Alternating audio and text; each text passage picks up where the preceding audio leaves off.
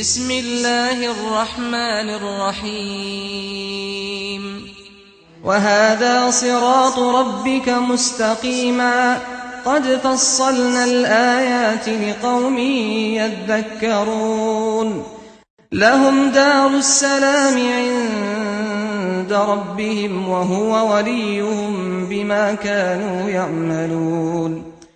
Tapi kalau manusia hidup pada satu zaman ketika kemudian sudah banyak kantong ilmu tersebar, banyak wasilah-wasilah ilmu yang sudah ditancapkan oleh orang-orang yang beriman dan orang yang saleh, sebagian para ulama mengatakan ini tidak ada udah lagi.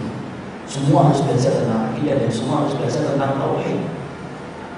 Inilah yang menjadikan kita penting untuk mengkaji tentang persoalan yang menjadi tanda keselamatan kita di akhirat. Imam Ibnu Taimiyah sampai berkata, tauhidmu benar itu jauh lebih baik walaupun banyak dosanya daripada orang yang sedikit dosanya tetapi tauhidnya rusak. Contohnya kayak apa? Lihat orang Nasrani ataupun Yahudi, apakah mereka semuanya berzina? Enggak. Apakah semuanya minum khamr? Enggak. Apakah semuanya ingin membunuh? Enggak. Ada di antara mereka yang tidak berzina, tidak minum khamr, menghormati pernikahan, tidak mau serong, tidak mau berzina, tidak mau membunuh. Tapi kalau tauhidnya rusak, tidak bermanfaat itu. Tapi kalaupun ada pelaku dosa-dosa besar di dalam tauhid, tetapi selama dia bertauhid, ada kemungkinan Allah itu mengampuninya ketika dia bertobat dengan taubatan nasuha. Ini yang pertama. Jadi kebodohan yang pertama yang membahayakan adalah kebodohan ketika berkaitan tentang akidah dan tauhid. Kalau kita mempelajari akidah itu ya panjang. Para sahabat mempelajarinya 23 tahun. Setiap hari bersama Rasulullah. Kita butuh waktu yang jauh lebih lama daripada yang dibutuhkan oleh para sahabat. Yang kedua, al-jahlu fi as-sunnah wa haqiqatuha. Yang kedua, kebodohan yang membahayakan itu kebodohan ketika kita tidak mengerti tentang kewajiban kita untuk mengikuti sunnahnya Rasulullah. Nah, ini bahaya. Padahal kita selalu minta kepada Allah supaya kita diberikan jalannya Nabi. Mana dalilnya bahwasanya kita meminta supaya kita diberikan jalan Nabi? Kita akan meminta di dalam salat ihdinas siratal mustaqim. Siratal mustaqim itu ketika ditanyakan kepada Abdullah bin Mas'ud radhiyallahu anhu, maka sesungguhnya Abdullah bin Mas'ud mengatakan siratal mustaqim itu adalah allati tarakana alaihi Rasulullah. Yang ditinggalkan oleh Rasulullah itulah jalan yang lurus yang kita minta setiap waktunya di dalam sholat. Kita ini mengulang-ulang supaya kita ini diberikan oleh Allah jalan yang lurus. Masya Allah, tidak ada makna dari jalan yang lurus yang kita baca setiap kita membaca Al-Fatihah yang wajib ataupun yang sunnah di dalam sholat, kecuali jalan yang lurus itu artinya sunnah. Banyak orang yang tidak ngerti bahwasanya mengikuti sunnah itu kewajiban, bukan pilihan. Banyak orang yang mengatakan dan memberikan pemahaman kepada sunnah itu alternatif. Salah. Pada waktu di bulan Ramadan kita telah membahas sunnah itu apa sih? Karena banyak orang yang dengan enteng saya berkata itu kan sunnah. Padahal sunnah apapun yang datang dari Nabi dari perkataan dan perbuatan itu sunnah. Dan sunnah itu ada yang hukumnya wajib. Apa itu sunnah yang hukumnya wajib? Sholat itu kan sunnahnya Rasulullah mencontohkan. Tapi hukumnya wajib. Sholat subuh, zuhur, asar, maghrib dan isya. Pakai jilbab sunnah atau tidak? Sunnah. Karena Rasulullah menetapkan istri-istrinya dan anak perempuannya untuk menutup auratnya sampai menutupi dada-dada mereka. Tapi hukumnya wajib. Orang kalau tidak mengerti tentang masalah ini apa yang terjadi, maka dia akan alergi kepada syariat dan akan menuduh orang yang membawa sunnah adalah orang yang berlebihan di dalam agama ketika mereka menganggap urusan agamanya itu hanyalah masalah sholat. Masya Allah, tidak bisa. Islam itu bukan hanya masalah sholat, puasa, zakat, ditutup dengan haji dan umrah. Islam itu ngatur semua kehidupan kita dan sunnah itu ngatur dan mencakup semua kehidupan kita. Tidak ada yang tertinggal. Semuanya diatur oleh Allah dan Rasulnya dengan begitu sempurna. Dan kewajiban kita ikut apa yang telah dicontohkan oleh Rasulullah. Karena tidaklah Nabi diutus dalam kehidupan kita bukan menjadi cerita dongeng yang kita sampaikan akhlaknya saja. Tidak. Kita ini masyarakat Indonesia sering sekali berbicara tentang akhlaknya Nabi, tidak pernah marah dan yang lainnya. Tapi kita lupa bagaimana menyampaikan kepada orang di sekitar kita dan keturunan kita bagaimana kehidupan sunnahnya Rasul. Jangan hanya pandai muji Rasul. Kalau yang namanya pandai, kalau hanya memuji, orang kafir pun banyak yang memuji Rasul. Tapi kewajiban kita itu bukan hanya memuji Rasul, tapi mengikuti sunnah. Itu kewajiban. Dan sunnah itu ngatur semuanya, bukan hanya ngatur sholat, bukan hanya ngatur haji dan umrah, bahkan urusan-urusan yang kecil pun diatur dengan sunnah. Dan kewajiban kita mengikuti semampu kita mungkin. Kalau kita berlutut minta sama Allah, Rabbana la tu'akhidna in nasina aw akhtana. Bukan hanya urusan sholat, sampai urusan rambut aja diatur dalam sunnah kan? Lengkap. Coba kita lihat, perhatikan rambut. Rambut itu berharga kalau masih nempel di kepala. Kalau sudah kita potong tidak berharga, Pak. Tapi ternyata diatur itu, diatur detail di dalam syariat untuk menunjukkan betapa sempurnanya sunnah dalam kehidupan kita. Coba lihat, ada berapa hukum yang berkaitan tentang rambut. Ayo kita bahas. Satu, kalau rambut itu dimiliki perempuan, jangan sekali-kali diperlihatkan kepada yang bukan mahram. Tidak akan cium bau surga. Wanita yang telah mencapai siklus bulanan, kemudian dia tidak menutup auratnya dan rambutnya, apapun dalihnya, Allah tidak akan terima perbuatan yang semacam itu, dan Allah akan jadikan dia wanita yang tidak mampu mencium baunya surga. Rambut, satu hukumnya. Dua, kalau kemudian bapak punya rambut, sudah memasuki 10 hari yang pertama di bulan Dzulhijjah, jangan potong kalau sudah niat untuk korban. Idza dakhaltal asyra wa arada ahadukum ayyudhahi fala yamuzza min sya'rihi syai'an. Kalau sudah mulai memasuki 10 Dzulhijjah dan kamu niat untuk korban, jangan dipotong rambutnya. Dua. Yang ketiga, kalau punya uban, jangan dicabut. Rasulullah mengatakan la tanfu syai' fa inna syaiba nurun yaumal qiyamah. Jangan dicabut uban. Uban itu kelak bercahaya pada waktu hari kiamat. Gatel sebentar, nikmatnya nanti di akhirat. Itu biasanya ibu-ibu yang biasanya cabut-cabutan uban sama mbak-mbaknya di rumah. Maka kemudian jangan dicabut. Haram hukumnya? Enggak, makruh. Tapi lebih baik kita biarkan supaya bercahaya pada waktu hari kiamat. 3 itu sudah. 4, kalau punya rambut beruban, boleh disemir? Boleh. Rasulullah berkata kepada Abu Quhafah, ketika Abu Quhafah itu rambutnya putih, jenggotnya putih, lalu Nabi mengatakan, ghayyir hadza wastani bisawad, buat dirubah ini warnanya, tapi jauhi warna hitam. Tidak boleh nyemir hitam. Nyemir boleh? Boleh, tapi jauhi warna hitam. Merah boleh nggak Ustaz? Boleh, kalau mau. Tapi kalau kemudian dilihatin orang, saya tidak tanggung jawab. Apalagi anaknya, ini ayah ini megaloman atau ayah saya? Tapi secara hukum syariat boleh, tidak ada masalah. Hukumnya boleh. Istri antum di rumah, di luar dia pakai hijab. Alhamdulillah, insya Allah saya doakan semuanya istri bapak sudah berhijab. Pulang ke rumah dia rambutnya biru, nanti hari Senin, hari Selasa dipindah kuning. Secara syariat tidak apa-apa, tapi itu kampanye namanya. Jadi kemudian boleh. Itu yang keberapa? 4. Rambut yang kelima, kalau haji dan umrah belum saatnya tahallul, jangan sekali-kali potong rambut. Hajimu walaupun harganya 100 juta, baru wukuf potong rambut, batal. Umrah baru ngambil di miqat Dzul Khulaifah, baru berangkat, sudah kemudian bawa gunting montongin rambut, batal.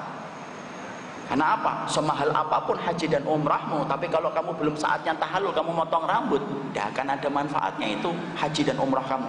5. 6. Kalau punya rambut, maka kalau punya rambut itu, apalagi itu, jangan dipotong koza. Apa itu dipotong koza? Potong koza itu dipotong, sininya ada, sininya tidak ada. Sininya pupuk di sini, sininya tidak ada, bersih. Mohak itu tidak ada dalam Islam, tidak boleh di dalam Islam. Kalau punya rambut, jangan sering-sering nyisir. Nabi tidak pernah nyisir setiap harinya. Ya, apalagi kemudian setiap pada kaca nyisir. Rasulullah itu tidak pernah menyisir. Makanya nanti di dalam pembahasan Syarah Riyadhus Shalihin, yaitu adalah Nabi adalah pribadi yang tidak pernah nyisir setiap waktu. Jarang-jarang beliau. Ini menunjukkan baru urusan rambut saja sudah sebagian 6 yang kita keluarkan. Baru urusan rambut, belum urusan-urusan yang lainnya. Ini sunnah ini, dan kewajiban ngikutin. Lah kalau kita tidak paham, alergi akhirnya. Makanya kalau ada orang yang sering bilang dikit-dikit ngomong ibadah, dikit-dikit ngomong ibadah, yang nyantai gitu loh, kita jawab balik, tolong terangkan kepada saya, di bagian hidup mana yang tidak diatur oleh Allah dan Rasul. Kalau ada, sepakat, di hidup itu kita nyantai. Tapi tidak ada. Sampai urusan bapak kemudian ketika akan mencampur istri aja ada sunahnya kan. Kita diperintahkan membaca doa. Bismillah Allahumma jannibna wa jannibi syaitan ma razaqtana. Tidak perlu ngangkat tangan ya, cukup diucapkan saja, tidak usah gini. Karena itu doa ibadah itu tidak perlu mengangkat tangan. Kalau doa masalah yang memohon, nah itu baru mengangkat tangan. Sampai urusan kita kencing, boleh nggak kita memegang kemaluan dengan tangan kanan? Tidak boleh. Kalau kemudian kencing itu harus dengan tangan kiri yang dipegang. Semuanya diatur. Itulah kewajiban kita untuk ngikutin sunnah. Allah telah memberikan tipe kehidupan penduduk surga hidup bersama kita. Kita yang kemudian meninggalkan. Semuanya diatur. Urusan ingus saja diatur kok. Bapak kalau melihat ada temannya bersin, kapan kita tidak boleh mengucapin doa? Kalau yang bersin tidak mengucapkan doa, tidak usah didoakan. Makanya sunnahnya kalau orang yang bersin itu mengucapkan alhamdulillahnya agak keras. Alhamdulillah. Supaya orang yang di sampingnya dengar. Tidak boleh, saya sudah mengucapin dalam hati. Tidak bisa. Kalau kamu nggak terdengar sama telinga saya tidak bisa mendoakan kamu. Tapi jangan pakai mic ya, Ustaz minjem mic-nya saya mau bersin. Tapi kemudian itu kapan bersin lagi kemudian tidak boleh kita ini doakan. Kalau yang bersin lebih dari 3 kali, bersin sekali alhamdulillah yarhamukallah, bersin yang kedua kali alhamdulillah yarhamukallah, bersin yang ketiga alhamdulillah yarhamukallah, keempat kalinya tidak usah didoakan, berarti dia sakit. Karena Rasulullah mendapati seorang sahabat bersin, loh ini hadisnya, lebih dari 3 kali, yang keempatnya Nabi tidak menjawab, la'allahu zukam, jangan-jangan dia sakit ini, makanya didoakan lagi oleh Rasul. Boleh nggak kalau yang bersin di samping kita orang kafir kita doakan? Boleh, tapi tidak boleh pakai yarhamukallah. Dalam hadis yang sahih, dalam Riyadhus Shalihin ada Yahudi yang sengaja bersin di samping Nabi karena dia ingin tahu apa yang diucapkan Nabi ketika dia bersin. Dia bersin di sampingnya Rasul. Maka Nabi kemudian mengucapkan yahdikumullah. Kenapa nggak boleh yarhamukallah? Rahmat Allah tidak berlaku untuk orang kafir, tapi petunjuk berlaku pula untuk orang kafir. Coba Pak, sampai masalah bersin sekecil ini pun hanya buang ingus, ternyata ada aturannya. Ini sunnah dan kewajiban kita untuk ngerti. Bukan hanya masalah ini, masalah yang besar, ngangkat pemimpin, semuanya itu diatur dengan sunnah. Orang yang tidak ngerti kewajiban untuk kemudian mengetahui tentang masalah ini bahaya. Apa bahayanya? Masya Allah, rusak kehidupan imannya ketika dia tidak mengetahui tentang persoalan sunnah. Ini yang menjadikan kemudian para ulama mengatakan orang itu alergi memusuhi sunnah karena tidak paham kedudukannya sunnah itu kayak apa. Kalau dia faham betul bagaimana kedudukan sunnah dan sunnah itu bisa menyebabkan dia mendapatkan kelapangan dalam urusan akhirat, Masya Allah, dia akan menghormati sunnah dan mempelajari sunnah dan tidak membenci setiap syariat yang ditetapkan oleh kitabullah dan sunnah. Jangan sekali-kali meremehkan sunnah walaupun itu kecil. Seorang Bilal dimasukkan oleh Allah juga gara-gara masalah sunnah yang tampaknya kecil. Apa? Senantiasa bersuci setiap waktu ketika dia berhadas. Lalu sholat 2 rakaat. Rasulullah mengatakan ini sami'tu dufana alaika fil jannah rawahu Muslim. Aku mendengar suara derap selangkah kakimu di surga. Disebabkan itu. Lam yatahammal bisagir lam yatahammal bil kabir. Barang siapa yang enggak biasa mengamalkan sunnah yang kecil tidak akan mampu mengamalkan sunnah yang besar. Jadi perhatikan sunnah. Orang yang tidak ngerti tentang kewajiban ini, apa yang terjadi? Maka dia akan meninggalkan apapun yang kemudian dia dapatkan dari Rasulullah. Padahal meninggalkan apa yang telah ditetapkan oleh Allah dan Rasulnya di dalam sunnah itu berbahaya. Bahaya betul. Saya ambilkan contoh Pak, ini kisah nyata. Benar atau tidak saya tidak tahu. Tapi saya baca kejadian ini di Riyadh. Benar atau tidak, kisah ini tetap ada ibrohnya yang bisa kita jadikan renungan. Ada seorang laki-laki yang sudah multazim, sudah sesuai dengan sudah banyak mempelajari ilmu. Kemudian dia punya keinginan dari ibunya. Saat itu ibunya adalah ingin supaya adiknya dia, karena sekolahnya di kota yang sama, nitip sama dia di rumahnya. Dia malah sungkan, bukannya dia memberitahu kepada ibunya dengan cara yang baik, memberikan solusi mungkin di rumah sebelah atau bagaimana. Akhirnya dia menyetujui, padahal dia mengerti hubungan antara adiknya dengan istrinya itu bukan mahram. Ipar itu bukan mahram. Ipar itu maut, kematian. Maka akhirnya singkat ceritanya kemudian adiknya dititipkan sampai kemudian sekolah sampai selesai. Satu atap yang sama dengan istrinya, memang dipasang hijab. kain. Tapi dalam beberapa tempat masih bisa ketemu. Tidak ada masalah asalnya. Dia punya anak 1, punya anak 2. Saya lupa anak berapa, 2 atau 3. Sampai beliau mengalami kecelakaan yang cukup hebat. Dalam kecelakaan yang begitu hebat itu menyebabkan observasi para dokter itu mendalam untuk melakukan penanganan di dalam menyelamatkan beliau. Diambil macam-macam darahnya, diambil macam-macam supaya menyelamatkan. Intinya sampai keadaan dirinya itu betul-betul ketahuan secara medis. Sang dokter begitu kaget ketika sudah mulai membaik dengan izin Allah. Sang dokter belum menceritakan kondisi yang sebenarnya bagi dia itu apa. Ternyata banyak penyakit yang dia tidak sadari, tetapi dengan kecelakaan itu karena diadakan observasi mendalam akhirnya kelihatan. Singkat ceritanya sang dokter kemudian menemukan dia bersama anak-anak. Lalu dia bertanya, ini anak siapa? Ini anak saya, dok. Dokternya kaget. Setelah anaknya pulang dia berkata, menurut penjelasan medis kamu itu tidak bisa punya keturunan. Karena apa yang kamu miliki tidak bisa melahirkan keturunan, tidak sama sekali berkualitas. Kaget. Padahal dia menyangka itu selama itu anaknya. Ditelisik dan ternyata terbukti bahwasanya istrinya berzina waliyadzubillah dengan adik kandungnya dia. Kisah nyata itu benar ataupun tidak saya nggak ngerti, tapi itu memberikan sebuah pelajaran penting bagi kita.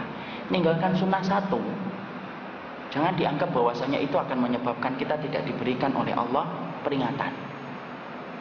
Kita meninggalkan cara memilih pemimpin yang mukmin misalkan, lalu sampai kemudian kita memilih pemimpin yang bukan mukmin, jangan dikira setelah itu kita aman dari makannya Allah. Bapak meninggalkan pola hidup sehat, tidak pernah olahraga setahun, lihat saja ketahanan tubuhnya pasti berkurang. Kalau kita sepakat bahwasanya kemudian kita meninggalkan pola hidup sehat saja berakibat tubuh kita akan merasakan sakit, apalagi meninggalkan pola hidup sehat menurut sunnah. Ini yang kemudian kita harus paham. Dan kebodohan tentang masalah ini kebodohan yang akan membawa kerugian. Inilah yang menyebabkan seseorang itu alergi kepada syariat ketika dia itu tidak paham tentang hakikat sunnah. Yang ketiga, kebodohan yang membahayakan kebodohan fil ibadah, al-jalu fil ibadah. Bapak kalau nggak ngerti ibadah karena tidak pernah datang ke majelis ilmu, akhirnya apa? Banyak melewati kesempatan untuk beribadah, akhirnya tidak beribadah. Disebabkan Bapak tidak ngerti kalau di situ ada ibadahnya. Bapak nggak ngerti nih keutamaan sujud yang besar. Maka kemudian akhirnya Bapak ketika sujud tidak terasa maknanya, tidak terikat dengan khusyuknya. Padahal sujud itu posisi yang paling dekat antara kita dengan Allah. Tapi gara-gara kita tidak pernah mempelajari keutamaan sujud, sujud kita tanpa makna. Bapak tidak ngerti nih sepertiga malam merupakan waktu yang paling tepat beristighfar dan bertobat kepada Rabb yang kita sembah. Karena Allah Ar-Rahman itu turun sepertiga malam pada langit yang pertama. Kita tidak ngerti, Masya Allah, nggak ngertinya kamu tentang masalah itu menyebabkan kamu setiap sepertiga malam bangun nonton bola, tidur lagi, nggak sama sekali kemudian beristighfar dan bertobat. Bapak tidak paham hari Jumat jam 5 waktu yang mustajab untuk berdoa. Bapak setiap ngelewatin hari Jumat ketika pulang dari kantor jam 5 tidak pernah berdoa. Padahal bisa jadi sembari nyetir kemudian kita mengangkat tangan berdoa sebentar sesekali ketika lampu merah. Kenapa? Itu bisa terjadi karena kamu tidak paham. Kalau kita tidak ngerti tentang ibadah, menyebabkan akhirnya kita ini pundi-pundi amal ibadahnya itu menjadi kosong. Karena kita cuma mengandalkan apa? Salat, puasa, zakat, haji, umrah, tak. Karena itu yang kita kuasai ilmunya. Masya Allah, kalau kita hanya mengandalkan itu, Masya Allah minim betul apa yang kita bawa dan bekal yang kita akan pikul ketika kita berjalan menuju Allah. Berapa banyak sholat kita Pak? Di mana sholat kita tidak khusyuk? Berapa banyak kita berzikir? Hati kita itu mikirkan dunia walaupun lisan kita berzikir.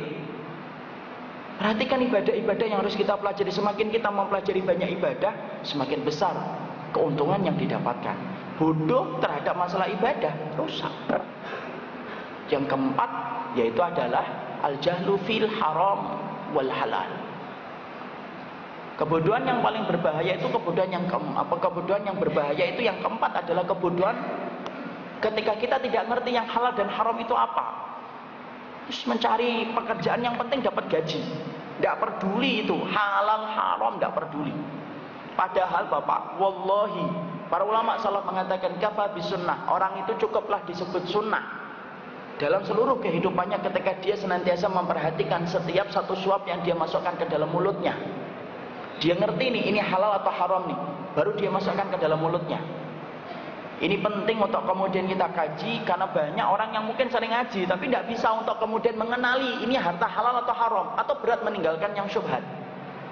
Jelas, kafafi sunnah, cukup kamu itu disebut sunnah kalau kamu ngerti mana yang halal dan mana yang haram, dan mengerti mana yang syubhat. Karena para salaf itu tidak ada yang mereka itu meremehkan masalah syubhat di dalam makanan dan minuman. Sampai ada salah satu salaf itu yang duduk menunggu, kemudian dia membawa 10 dirham. 10 dirham dia bawa. Dia jalan, setelah itu baru beberapa langkah dia menyadari kantongnya itu sudah tidak ada bekal yang dia bawa 10 dirham. Dia kembali ke tempat dia menunggu tadi. Dia mendapati 10 dirham itu masih ada di situ. Ketika akan diambil, sisi hatinya bicara, iya, kalau itu uang kamu. Kalau uang kamu sudah diambil orang lain, tempat itu ditempati orang lain, dan orang lain membawa bekal yang sama 10 dirham, gimana? Kamu bisa menjamin 10 dirham itu bersih? Masya Allah.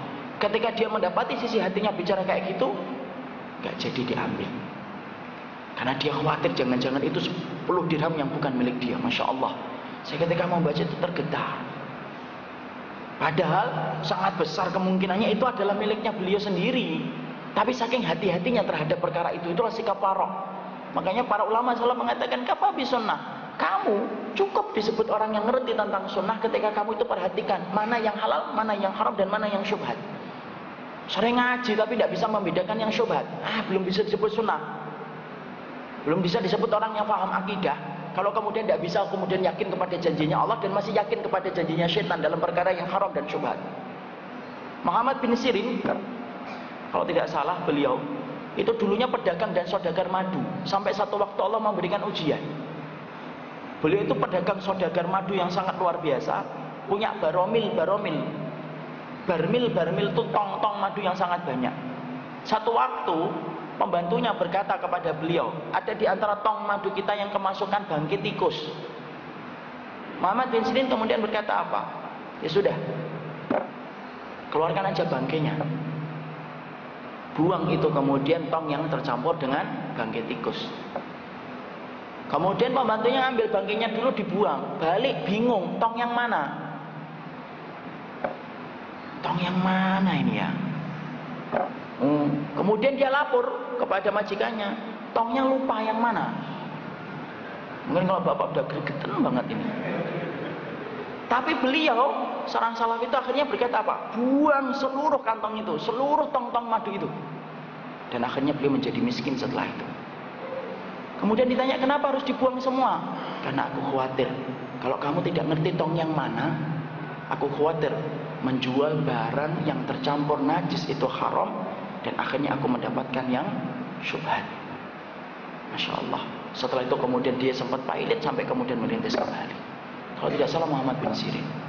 Tapi di situ kita menceritakan apa? Mengambil faedah apa? Masya Allah. Mereka orang yang saleh adalah orang yang memperhatikan setiap apa yang mereka makan. Gak ngerti tentang halal haram, mana yang syubhat. Kebodohan itu akan membawa kerugian yang sangat nyata. Pak dan saya, ingat, harta itu kalau halal, hisabnya panjang. Kalau syubhat dan haram, adabnya pedih. Tidak ada yang ketiga. Kalau halal kayak Nabi Sulaiman, hisabnya panjang. Makanya Nabi Sulaiman adalah nabi yang paling terakhir memasuki surga di antara para nabi. Kenapa? Hisabnya panjang. Itu kalau hartanya halal. Nabi Sulaiman hisabnya panjang. Kalau harta itu syubhat, apalagi haram, adabnya pedih. Summa la tus'alunna yawma idzin 'anil na'im. Itulah 4 kebodohan. Jadi kemudian inilah yang menjadikan orang akhirnya meninggalkan syariat. Jadi kemudian akhirnya ini yang pula yang menjadikan orang akhirnya tidak mau memiliki sifat yang keempat, orang yang mengikuti syariat ketika dia bodoh. Apa yang ketiga yang menjadikan orang menolak syariat? Nah, insya Allah kita bahas pada jam dan waktu yang sama insya Allah bulan depan. Jadi kita masih membahas penyakit syariat itu apa, dan kita masih membahas sifat yang keempat. Semoga kita sudah mulai mengamalkan satu persatu. Sering-sering wudhu Pak, tidak usah nunggu sholat. Itu yang kita amalkan. Ilmu yang barokah adalah ilmu yang bermanfaatkan. Yang kedua, sering-sering taubat dan beristighfar dalam setiap jalan. Kenapa? Kalau bapak memperbanyak cakrawala hidupnya itu dengan istighfar, satu saja istighfar bapak, ketika bapak pas mengucapkannya di waktu yang mustajab, Allah terima, sudah menjadi orang yang paling beruntung. Karena sebagian dosa kita langsung dihapus oleh Allah, bahkan semuanya bisa jadi. Yang ketiga, berbuat ikhlas dan berbuat baik kepada sesama mukmin. Yang keempat, berusaha kita memperbaiki hidup kita menuju kepada sunnah. Tapi saya ingatkan, yang sudah mampu dan mencapai pencapaian yang panjang di dalam masalah pengamalan sunnah, tidak usah memandang remeh bagi orang yang baru belajar, bertahap. Karena setiap orang beda-beda. Orang yang sudah mampu mengamalkan sunnah yang banyak, tolong perbanyaklah untuk melihat hatinya ikhlas atau tidak. Bantu saudaranya. Jangan dicela, jangan dikomentari, ngaji kok masih gini-gini aja. Tidak usah gitu. Allah tidak pernah suruh bapak untuk menjadi hakim atas orang lain. Allah sudah ngirimkan malaikat raqib dan atid. Tidak usah bapak nambahin. Bapak kemudian cukup membimbingnya. Jangan bantu setan untuk menjerumuskan dia. Kalau memang kita dapati ada fulan teman kita, sahabat kita ngaji bareng-bareng, kok masih segitu-segitu aja, doakan pak. Mungkin selama ini bapak tidak pernah mendoakan dia.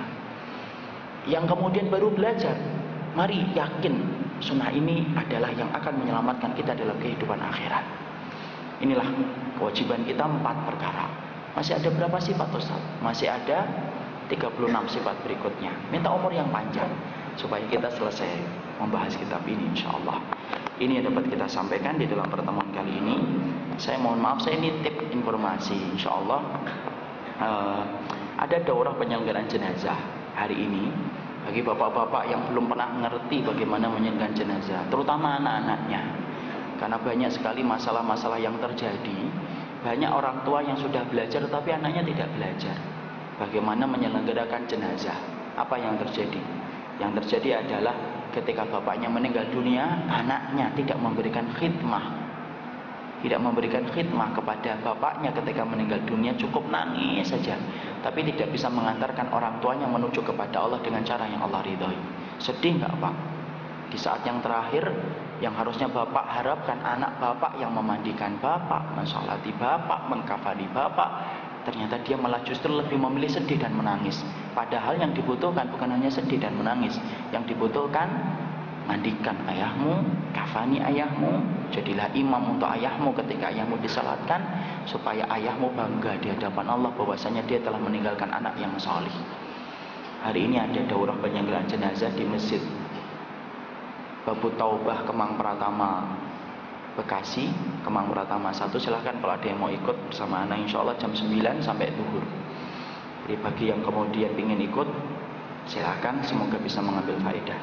Ini amanah yang dititipkan karena supaya disampaikan. Saya menyampaikan amanah semata-mata. Semoga Allah memberikan kemudahan untuk kita. Kita buka dengan pertanyaan, 1 atau 2 pertanyaan.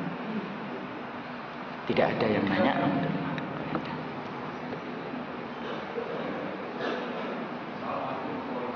Salam.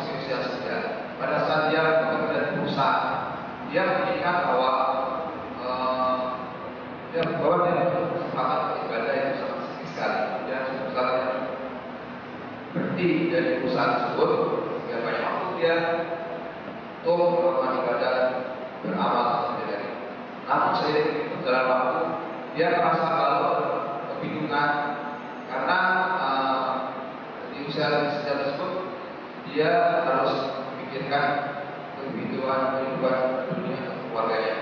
Bagaimana ini dia harus mensikapi kehidupan dia. Selamat. Yang pertama adalah jawab yang terakhir dulu. Sebenarnya ibadah dengan pekerjaan untuk mencari nafkah itu adalah sesuatu yang sama sekali tidak bertentangan.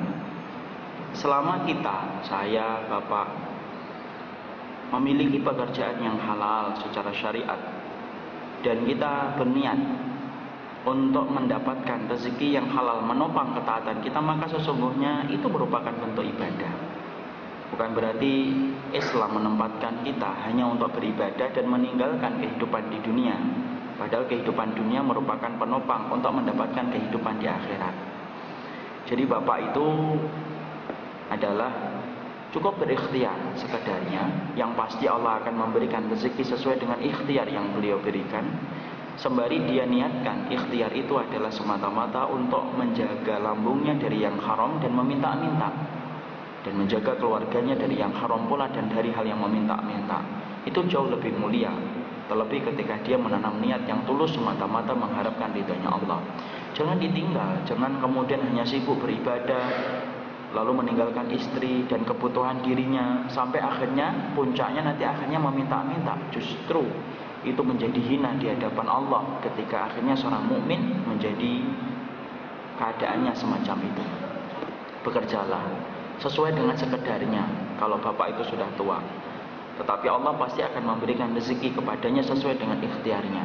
Selebihnya dipergunakan waktunya untuk kemudian beribadah kepada Rabb-Nya. Yang berikutnya adalah bagaimana memaksimalkan waktu kita yang terbatas supaya kita mendapatkan husnul khotimah. Ini jawabannya panjang betul nih bapak. Ini sebenarnya tema khusus, yaitu adalah mengatur waktu dengan sunnah. Sebenarnya ada pembahasan saya tentang masalah itu. Tapi intinya adalah kita harus mengerti memang bahwasanya ketika kita ingin mendapatkan husnul khotimah, dimulai yang pertama akidah yang benar. Ini penting. Akidah yang benar itu menjadi syarat sahnya kita mendapatkan husnul khotimah. Yang kedua, kita harus cerdas, memanfaatkan amal-amal yang cepat menaikkan derajat kita di hadapan Allah. Contoh, membantu kaum mukminin. Itu lebih disukai oleh Allah daripada kita itikaf di masjidnya Nabi selama 1 bulan. Nah, kita harus tahu. Nah, ini nggak akan kita ketahui amal-amal yang besar keutamaannya kalau kita tidak belajar. Itu contoh-contoh kecil. Kita harus ingat Pak, umur kita itu 60-70 tahun. Masya Allah. Berarti kemudian pendek. Tapi Masya Allah, kalau kita ngerti kunci-kunci ilmu, maka umur yang pendek ini pun akan menjadi sebab berlimpahnya amal ibadah ketika kita ngerti ilmunya. Nah, contohnya kayak tadi, kita sering memperhatikan ibadah mahdhah, tapi kemudian kita tidak memperhatikan ibadah yang bisa bermanfaat untuk Islam dan orang lain. Padahal yang kedua itu lebih disenangi oleh Allah daripada yang pertama. Kalau kita hanya mengandalkan sholat, berapa puluh rakaat sih mampu kita lakukan di dalam 1 hari? Bisa jadi kita melakukannya itu berkali-kali sudah capek, letih. Tapi ketika kita mengetuk pintu tetangga kita, lalu kita ngomong, hari ini saya bantu ya, mau apa? Maka itu lebih dicintai oleh Allah daripada kita itikaf di masjidnya Nabi selama 1 bulan. Membantu kebutuhan saudara kita selama 1 bulan, selama 1 hari, itu lebih dicintai oleh Allah daripada kita itikaf di masjidnya Nabi selama 1 bulan. Kalau kita tidak cerdas, kita nggak akan ngerti tentang itu. Bapak kemudian infak atau kemudian bapak umroh, silakan umroh Pak. Tapi perhatikan, mungkin saudara-saudara kita yang belum pernah umrohkan, mungkin lebih besar pahalanya daripada kita umroh sendiri. Terlebih lagi ketika kita umroh itu sudah berkali-kali. Jangan hanya ngejar kepuasan. Ibadah itu bukan masalah kepuasan. Ibadah itu ngikutin syariat. Ya, contoh kayak gitu saja. Oh, kita lihat nih, ada teman-teman atau kemudian orang-orang di pondok-pondok pesantren yang sederhana gitu, nyebutkan nama Allah tapi tidak pernah menjadi tamunya Allah karena keterbatasan dana. Buat diumrohkan sekali. Kalau kemudian dia adalah orang yang solih adalah orang yang paling ngerti bagaimana membalas kebaikan kepada orang yang telah berbuat baik kepadanya. Pinter itu namanya. tidak mementingkan diri sendiri. Islam itu bukan agama ananiyah. Ananiyah itu apa? Mementingkan pribadi. Tak. Yang penting saya puas. Tidak bisa. Ibadah itu mengikuti syariat dan bukan mengejar kepuasan. Itu contoh-contoh, harus cerdas. Nah itu kemudian panjang, ada banyak hal yang lainnya. Tapi disitulah kita paham umur kita pendek. Tapi tahu nggak kita, kenapa Allah memberikan kita umur yang pendek? Barokahnya besar, Pak. Coba kalau umur kita panjang, maka kalau kita dikasih ujian, beratnya luar biasa. Kenapa? Karena kita harus menanggung ujian itu beratus-ratus tahun. Coba kalau kita diumurkan umur yang panjang kayak Nabi Nuh, 950 tahun. Lalu di antara kita ada yang kena penyakit kanker. Kankernya sudah berapa tahun? Sudah 400 tahun. Coba. Apa tidak sakitnya luar biasa itu? Misalkan ada seorang istri mendapati suaminya tidak baik sama dia. Kemudian dia umurnya panjang kayak Nabi Nuh. Sabar ya Bu. Ya Allah Ustaz, saya sudah sabar 600 tahun Ustaz. Coba kita bayangkan. Allah berikan umur yang pendek itu barokahnya besar. Umur yang pendek, tapi pencapaian amalnya bisa mencapai amal sebagaimana umat sebelum Rasulullah Sallallahu Alaihi Wasallam. Nah, bagaimana memanfaatkan umur dengan cara yang cerdas? Nantilah habis kajian kitab ini selesai kita bahas masalah itu. Ini yang dapat saya sampaikan. Mungkin cukup kiranya apa yang kita kaji. Subhanakallahumma wa bihamdika asyhadu an la ilaha illa anta astaghfiruka wa atubu ilaik. Assalamualaikum warahmatullahi wabarakatuh.